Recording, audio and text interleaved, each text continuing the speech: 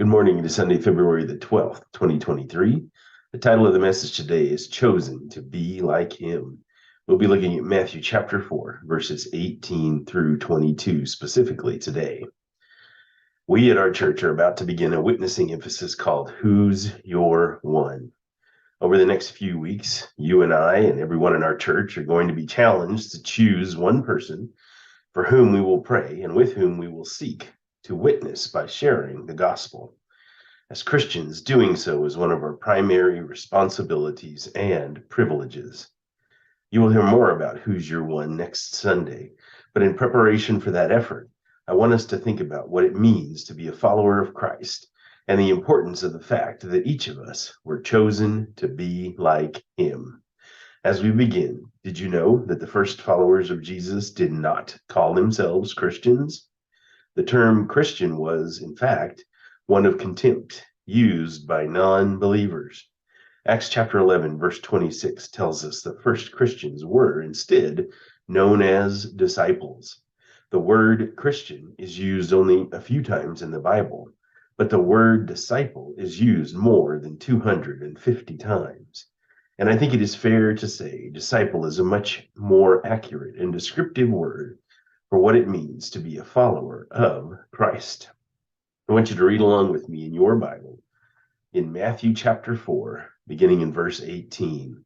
As he being Jesus, was walking along the Sea of Galilee, he saw two brothers, Simon, who is called Peter, and his brother Andrew. They were casting a net into the sea, for they were fishermen. Follow me, Jesus told them in verse 19, and I will make you fish for people. Immediately they left their nets and followed him. Continuing in verse 21, going on from there, he saw two other brothers, James the son of Zebedee and his brother John. They were in a boat with Zebedee their father preparing their nets, and he called them. And it says in verse 22, immediately they left the boat and their father and followed him. As we consider these familiar verses, let's begin with some important background information. First, at age 5, all Hebrew boys started attending Torah school. By the age of 10, all the boys knew the Torah, but the best students went on to study the remainder of the Old Testament. The others went back home to work. At about 17, if a boy wanted to make a career out of studying religion, his next step was to find a rabbi he admired and to seek to become his disciple. When he found one, he would go and sit at his feet. That was his request to learn. The rabbi would examine and test him through questions to determine if he was worthy to be one of his disciples. The rabbis chose only the smartest, most talented boys for their disciples. One reason for this is that when a rabbi chose a disciple, he was choosing someone whom he believed could become just like him. For several years, these young disciples would follow their rabbis, seeking to imitate them in every way.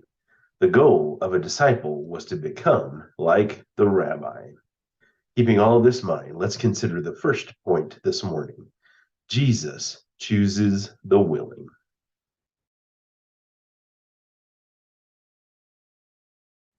When Jesus, a new rabbi or teacher, chose Peter and Andrew, they were working as fishermen. Why is this important? Because it tells us that they had not made the cut. They were not among the best of the best. They had been sent home to work instead of continuing their religious education. Now think about that. When Jesus chose those who would become his disciples, he chose from among those organized religion had rejected. So, of course, they wanted and were willing to follow him. This rabbi, this teacher, had chosen them, and that was not all. Jesus offered them the opportunity to become like him, to know God like he knew God, to know what he knew, to do what he did, and to do so in his power. Pastor John MacArthur said this: God skipped all the whys of the day.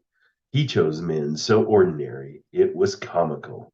No rabbis, no teachers, and no religious experts. Jesus chose them because the work he had for them to do would not depend on their abilities, but on what he would do through them. He purposefully chose people who would have to lean on him and on his power to be successful. He wanted each of them and the world to see that his power in the lives of the weakest and most common was infinitely greater than the best talent without him. The same is true today. God can and will use you and me to do remarkable things if only we want to and are willing. God does not need our abilities. He requires only our availability. Next, we must remember Jesus chose each of us.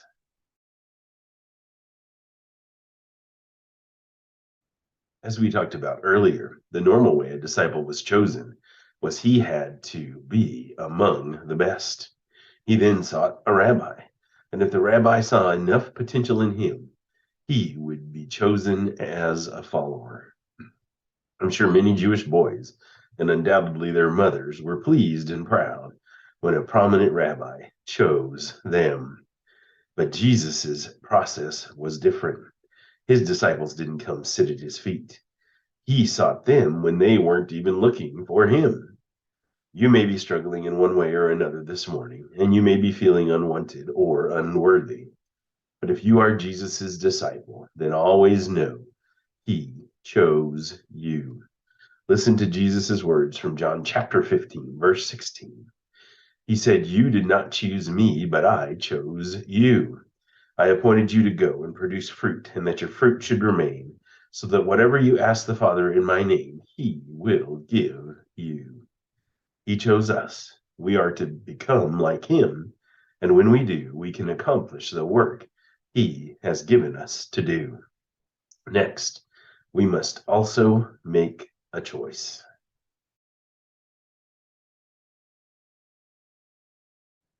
To become a disciple of Christ means we have to choose to give him preeminence over everything else in our lives.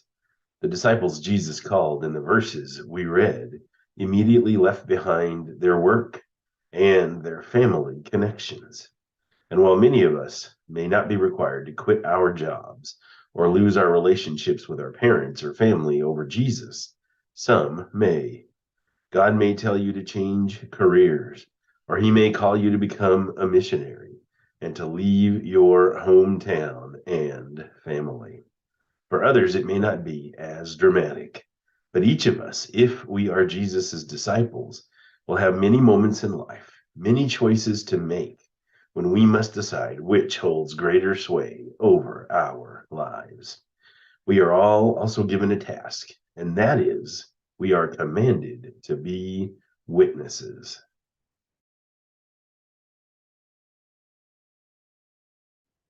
Just like Jesus was a fisher of men, his followers were and are to become fishers of men.